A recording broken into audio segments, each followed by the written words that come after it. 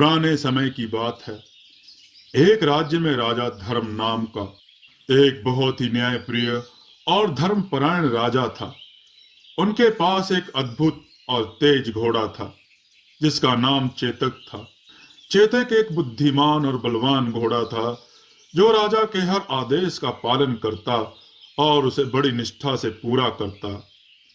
राजा धर्मपाल ने चेतक को अपने बचपन से ही पाला था, इसलिए उनके और चेतक के बीच एक गहरा लगाव था।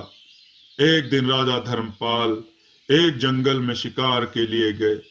उनके साथ उनके सैनिक और मंत्री भी थे। घने जंगल में अचानक एक सिंह ने राजा पर हमला कर दिया। राजा ने बहादुरी से सिंह का सामना किया, लेकिन वह घायल हो गए।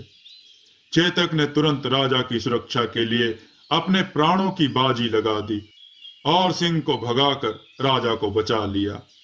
राजा अपने घोड़े की इस निष्ठा और बहादुरी से बहुत प्रभावित हुए और उन्होंने उसे एक विशेष घोड़े की उपाधि दी। समय बीतता गया और राजा धर्मपाल धीरे धीरे वृद्ध होने लगे। एक दिन राजा को लगा कि अब उन्हें सांसारिक जीवन त्याग कर भगवान की भक्ति में लीन हो जाना चाहिए। उन्होंने अपने राज्य का कार्यभार अपने पुत्र को सौंप दिया और स्वयं जंगल में तपस्या करने चले गए। चेतक को राजा की सेवा में रहने की आदत थी, इसलिए वह भी उनके साथ चला गया।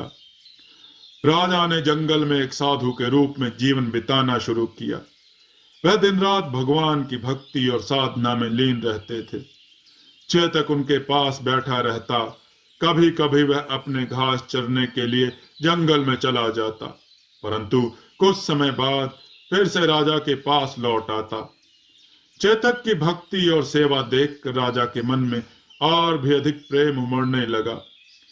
एक दिन भगवान विष्णु ने राजा की भक्ति से प्रसन्न होकर उन्हें दर्शन दिए। भगवान ने राजा से कहा, राजा धर्मपाल, तुमने अपना संपूर्ण जीवन धर्म और सत्य के मार्ग पर बिताया है।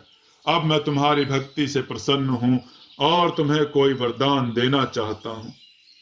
राजा धर्मपाल ने हाथ जोड़कर भगवान से कहा, हे प्रभु, मुझे तो केवल आपकी भक्ति और दर्शन का सौभाग्य मिला है। यही मेरे लिए सबसे बड़ा वरदान है।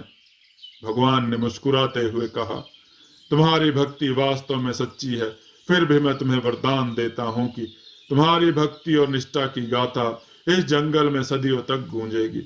इतना कहकर भगवान अंतर्ध्यान हो गए। राजा की भक्ति, चेतक का समर्पण और भगवान के आशीर्वाद की यह कथा सदियों तक लोगों के बीच प्रसिद्ध रही। मित्रों, यह कहानी हमें यह सीख देती है कि चाहे हम साधु हों या कोई अन्य जीव, अगर हमारी भक्ति सच्ची और निष्ठापूर्ण है तो भगवान अवश्य हमें आशीर्वाद देंगे। एक दिन साधु एक घायल घोड़े को जंगल में पड़ा हुआ पाता है। घोड़ा बहुत घायल था और मुश्किल से चल फिर पा रहा था। साधु को घोड़े की हालत देखकर दया आई। उसने घोड़े की देखभाल की, उसकी चोटों का इलाज किया और उसे अपने साथ आश्रम में ले गया। धीरे धीरे घोड़ा ठीक होने लगा और साधु के प्रति बहुत स्नेह और निष्ठा से जुड़ गया। कुछ दिनों बाद जब घोड़ा पूरी तरह स्वस्थ हो गया तो एक दिन अचानक वह गायब हो गया। साधु ने चारों ओर खोज की, पर घोड़े का कोई पता नहीं चला। साधु घोड़े को बहुत चाहने लगा था और उसके चले जाने से उसे बहुत दुख हुआ। उसने आसपास के गांव में भी पूछताछ की, लेकिन घोड़े का कुछ पता नहीं चला।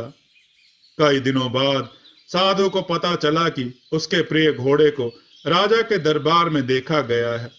उसने दरबार में जाकर राजा से मिलने का निश्चय किया। साधु जब राजा के दरबार में पहुंचा तो उसने देखा कि उसका वही घोड़ा राजा की शाही सवारी बना हुआ है। साधु को बड़ा क्रोध आया और उसने राजा के सामने खड़े होकर न्याय की मांग की। साधु ने राजा से कहा, महाराज, यह मेरा घोड़ा है। मैंने इसकी देखभाल की है, इसे स्वस्थ किया है, इसे पाल पोस कर बड़ा किया है। यह घोड़ा मुझे वापस किया जाए। राजा ने साधु की बात को सुना और सोचा कि यह मामला बहुत अजीब है। राजा को भी घोड़े की बहादुरी और ताकत के बारे में बताया गया था और उसने उसे राज्य की सवारी के लिए चुना था। अब राजा असमंजस में था कि घोड़ा किसका है। राजा ने दरबार में सभी से इस मामले पर राय ली और सोचा कि उचित न्याय करना चाहिए। राजा ने कहा, हम यह देखेंगे कि इस घोड़े पर किसका अधिकार है। यदि यह घोड़ा सच में साधु का है तो उसे वापस कर दिया जाएगा, लेकिन मुझे इसके प्रमाण चाहिए। राजा ने दोनों को एक निर्णय की प्रक्रिया के लिए बुलाया। राजा ने आदेश दिया कि साधु और राजा दोनों के बीच एक दूरी पर घोड़े को रखा जाए और देखना होगा कि घोड़ा किसके पास जाता है। राजा ने कहा, घोड़ा अपने मालिक को पहचान लेगा। जिस तरफ वह जाएगा वही उसका असली मालिक होगा। साधु ने घोड़े को पुकारा और घोड़ा भागते हुए साधु के पास पहुंच गया। यह देखकर सभी दरबारियों ने साधु की सच्चाई की तारीफ की और राजा ने साधु को घोड़ा सौंप दिया। मित्रों, इस कहानी से यह सीख मिलती है कि सच्चाई को कोई छिपा नहीं सकता। मित्रों, आपको यह कथा कैसी लगी कमेंट में बताइएगा। वीडियो को लाइक कीजिए, चैनल को सब्सक्राइब कीजिए और वीडियो को अधिक से अधिक शेयर कीजिएगा। और कमेंट में जय श्री राम लिखना ना भूलिएगा मित्रों। जय श्री राम मित्रों।